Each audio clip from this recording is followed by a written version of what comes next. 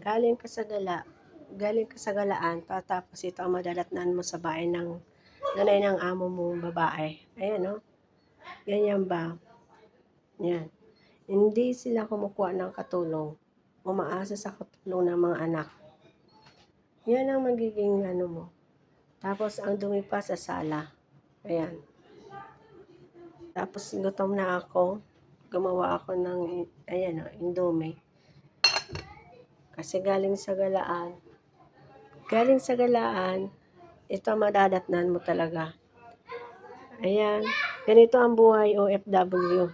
Hindi sila kumukuha ng katulong. Ayan, ipapalabas sa'yo sa automatic. Ganyan talaga sila.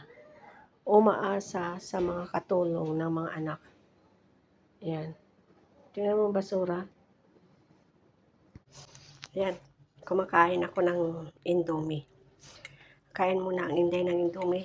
Tapos magtatapon ng basura sa labas. Malamig sa labas. Kaya kain muna si inday ng indomie. Ayan o.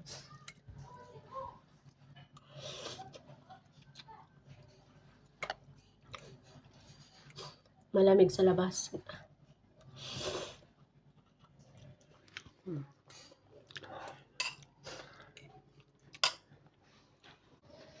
Ilagay ko na ito doon sa ano kasi sobrang kalat dito sa bahay ng amo kong babae. Sa nanay niya. Ayan, naglalaba ako. Linabasan ako ng labahan. Ngayon, pupunta na ako doon sa labas para magtapon ng basura. Ito na, nandito na ako sa baba. Hindi ko pala na press yung ano, kaya hindi ko na videoan. Pero, ito ang bahay ng nanay ng amo kong babae. Sa 3rd floor sila. Apartment. Yan. Yan ang sasakyan ng amo kong babae. Ito ang tapunan ng basura.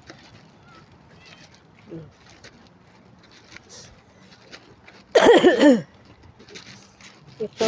Ayan, may nagtapon ng ano po. Ayan o. Kung sa Pinas yan, pwede pa. Kaya lang hindi ako kukuha na kasi pauwi na ang iyong inday for emergency. Yan. Nandoon. Kung nakita nyo yung sa pinakataas, doon ang nanay ng amo kong babae ng paan. Yan. Tapos, inuubo ang inday niya. 2 weeks na ang ubo ko. Yan. Doon siya. Doon. Sa walang ilaw na bintana. Doon yan. Yan. Doon pala. Doon. Sa pinakataas. Ito, iba naman ng apartment na yan. 243 ang number ng apartment. Sa kanila, 245. Yan. Pinitin na natin. Ayan ang inday nyo. Pasok ng elevator. Ayan. Ang inday. Saan tayo? Yung tree, sa pinaka-rooftop na yun. Yung tree na yan. Sa pinaka-rooftop na yan. Sa 2 kami.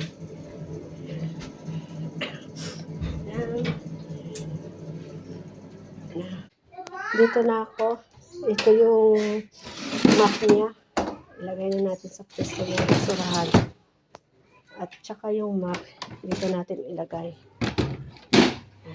Dito ko na linagay yung map niya. Yan. Ito ang nabaan ko.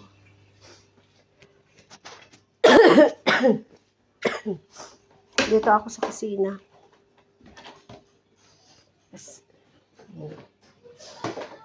Ito. Ayan.